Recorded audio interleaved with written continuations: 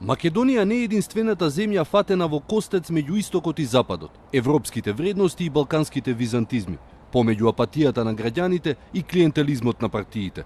Викендов, слични дилеми и проблеми ќе дојдат до израз и во Босна и Херцеговина, или комплицираната политичка федерација која ќе гласа на 8-мите општи избори во оваа земја.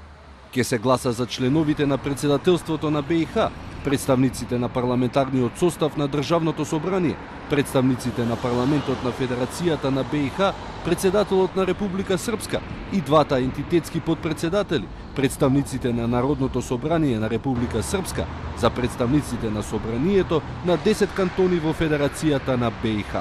На гласањето ќе излезат околу 3,3 милиони гласачи, во услови кога излезноста со секој нареден циклус драстично се намалува, а Државната изборна комисија е прогласена за контаминирана или политички компрометирана и се стравува од бројни изборни нерегуларности.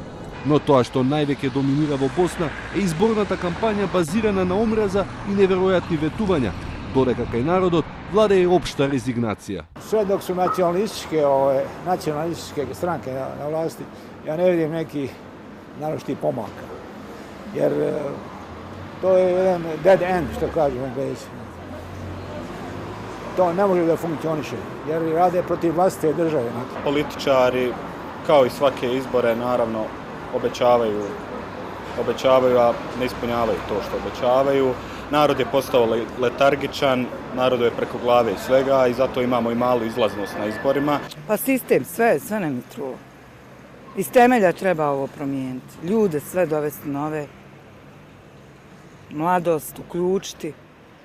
Tako. Недостатокот на веродостојни анкети го прави непредвидлив конечниот резултат на изборите. Босна се прашува дали може да се изроди босански заев, или барем некој што по суштински би се определил кој евроатлантската и мултиетничката иднина на земјата.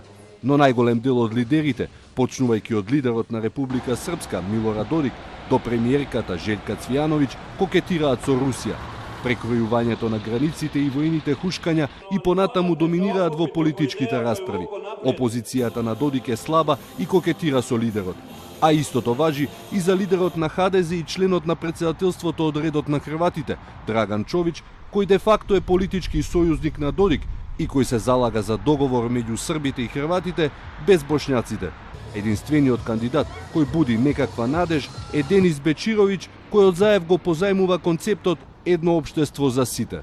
I think invoking war or invoking conflict or basically scaring people into submission is one of the main political strategies, been one of the main political strategies for a long time. Најголем проблем за Босна остануваат етнички или национално поделените партии.